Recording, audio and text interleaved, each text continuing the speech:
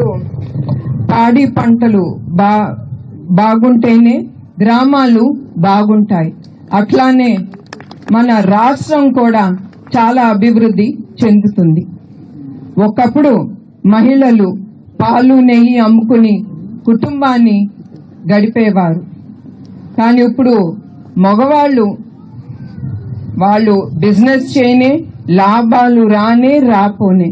మన ఆడవాళ్ళం పాడి రైతులు గనక మనం మగవాళ్ళ మీద డిపెండ్ అవ్వట్లేదు.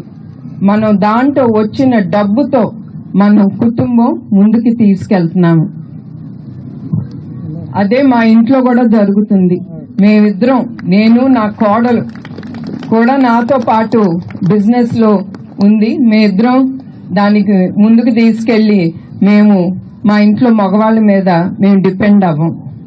సో అట్లానే మీరందరూ కూడా ఇండిపెండెంట్ గా, మహిళలు ఎస్పెషలీ మీరందరూ ఇండిపెండెంట్ గా ఉండాలి.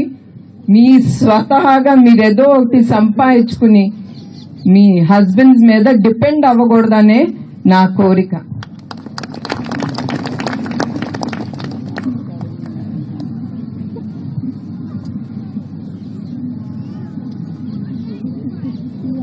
ఒకప్పుడు అమ్మాయిలంటే చిన్న చూపు చూసేవారు. వాళ్ళకి చదువు చెప్పేవారు కాదు, వాళ్ళ ఇంట్లో కూర్చోబెట్టి ఇంటి పనులు నేర్పించేవారు.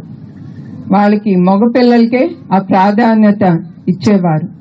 కానీ నేను ప్రతి ఒక్కరిని కోరుతున్నాను, మనం మహిళలు మన ఇంట్లో ఉండే ఆడపిల్లని తప్పకుండా మీరందరూ పెద్ద చదువులు చదివించి, నాకు తెలుసు కొంతమందికి కష్టంగా ఉండొచ్చు, కానీ మీరందరూ దేవుణ్ణి నమ్ముకుని మన ఇంట్లో ఆడపిల్లల్ని బాగా చదివించి వాళ్ళని ముందుకు తీసుకెళ్ళాలి.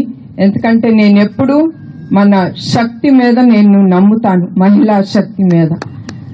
ఎందుకంటే ఎప్పుడన్నా ఏదన్నా పని వస్తే, ఏదైనా అవసరం అవుతే నువ్వు చెయ్యాలి అని ఎవరైనా ముందుకొచ్చో, లేకపోతే మా ఆయనో, లేకపోతే ఎవరైనా మా అబ్బాయో నువ్వు చెయ్యాలి అంటే నేను ఆలోచించను, నేను ఎమ్మటే దాంట్లో దూకుతాను. ఆ